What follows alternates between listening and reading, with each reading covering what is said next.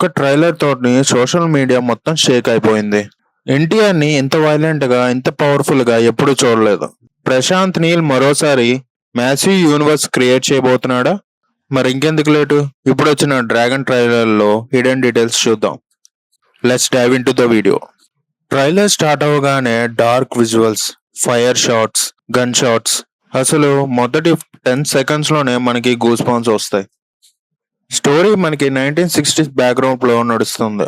ఇప్పటి వరకు వచ్చిన ప్రశాంత్ నీల్ మూవీస్ వేరు, ఈ మూవీ వేరులాగా అనిపించింది నాకైతే. ఆ తర్వాత వచ్చింది NTR entrance.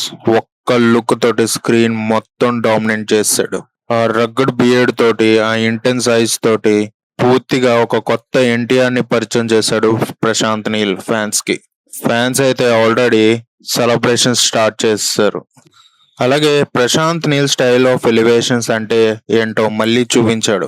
Slow motion shots, blasting action scenes, ప్రతి ఫ్రేమ్ థియేటర్ లో విజిల్ పడేలా డిజైన్ చేశారు. ఇంకా బిగ్గెస్ట్ వెపన్ ఏంటంటే బ్యాక్గ్రౌండ్ మ్యూజిక్. బీజిఎం వచ్చేటప్పుడు ప్రతి షాట్ నెక్స్ట్ లెవెల్ కి వెళ్ళిపోయింది.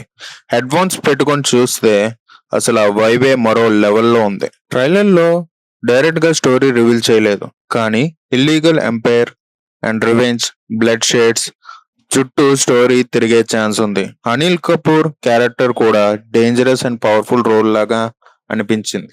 ట్రైలర్ రిలీజ్ అయ్యాక ట్విట్టర్ అండ్ ఇన్స్టాగ్రామ్ అన్ని డ్రాగన్ మీడియాతో నిండిపోయాయి. కేజీఎఫ్ కన్నా బిగ్గెస్ట్ అవ్వబోతుందని కొంతమంది ఫ్యాన్స్ కమెంట్ చేస్తున్నారు.